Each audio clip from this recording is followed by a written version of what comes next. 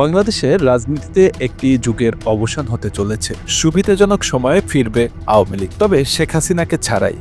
ঠিকই শুনছেন। কাতার ভিত্তিক আন্তর্জাতিক সংবাদ মাধ্যম আল জাজিরাকে দেওয়া এক সাক্ষাৎকারে এমনই ইঙ্গিত দিয়েছেন শেখ হাসিনার ছেলে সজীব ওয়াজেদ জয়। কিন্তু প্রশ্ন উঠেছে, আওয়ামী লীগ ফিরছে কবে এবং কিভাবে? আর এমন পরিস্থিতিতে শেখ হাসিনা পরবর্তী দলটির হাল ধরবেন কে?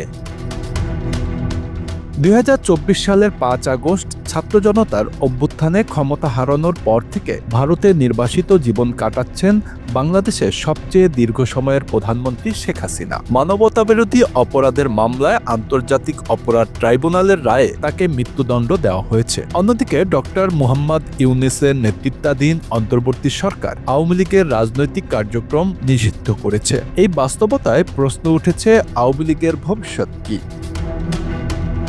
ওয়াশিংটন ডিসিতে আল জাজিরার সাংবাদিক শ্রীনিবাসন জৈনের সঙ্গে এক দীর্ঘ সাক্ষাৎকারে সজীব ওয়াজেদ জয় বলেন, আমার মা দেশে ফিরতে চান, তিনি অবসর নিতে চান। তিনি জানান, শেখ হাসিনার বয়স এখন ৭৮ বছর এবং এটি তার রাজনৈতিক জীবনের শেষ অধ্যায় হওয়ার কথা ছিল। সাংবাদিক যখন প্রশ্ন করেন, এটাকে কি হাসিনা যুগের সমাপ্তি বলা যায়? জয়ের উত্তর ছিল এক শব্দে, সম্ভবত তাই। সবচেয়ে গুরুত্বপূর্ণ প্রশ্নটি আসে এখানে, আওয়ামী লীগ কি শেখ হাসিনাকে ছাড়াই রাজনীতিতে ফিরতে পারে? জয়ের স্পষ্ট উত্তর হ্যাঁ। তিনি বলেন, আওয়ামী লীগ ৭০ বছরের পুরনো দল, ৪০-৫০% ভোট এখনো তাদের সঙ্গে আছে। ৬-৭ কোটি মানুষ হঠাৎ করেই সমর্থন প্রত্যাহার করবে, এটা তিনি বিশ্বাস করেন না। সাক্ষাৎকারে উঠে আসে একটি বড় বিতর্ক। যে দল বছরের পর বছর বিরোধীদের দমন ও প্রশ্নবিদ্ধ নির্বাচন করেছে, আর সেই দলই নিষেধাজ্ঞার শিকার। জয় দাবি করেন, আওয়ামী লীগ কখনো কোনো দল নিষিদ্ধ করেনি। জামাতের নিবন্ধন বাতিল করা হয়েছিল আদালতের রায়ে।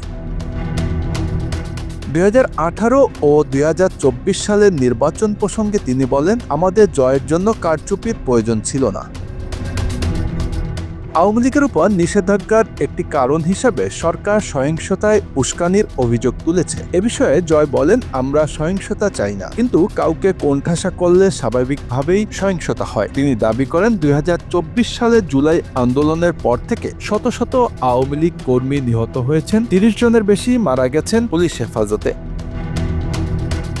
সবচেয়ে সংবেদনশীল প্রশ্ন আসে জুলাই হত্যাকাণ্ড নিয়ে। আল জাজিরা ও বিবিসির অডিও ক্লিপে শেখ হাসিনাকে প্রাণঘাতী অস্ত্র ব্যবহারের নির্দেশ দিতে শোনা গেছে। এমন অভিযোগের জবাবে জয় বলেন, আমার মা নিরস্ত্র বিক্ষোভকারীদের হত্যা করতে চাননি। তার দাবি, ওই নির্দেশ ছিল সশস্ত্র উগ্রবাদীদের বিরুদ্ধে এবং কিছু পুলিশ সদস্য অতিরিক্ত শক্তি প্রয়োগ করেছিল। নিহতদের সংখ্যা নিয়ে সরকারের হিসাবে ৮০০, ১৪০০ সংখ্যায় সরকার পতনের পরের মৃত্যু যুক্ত করা হয়েছে।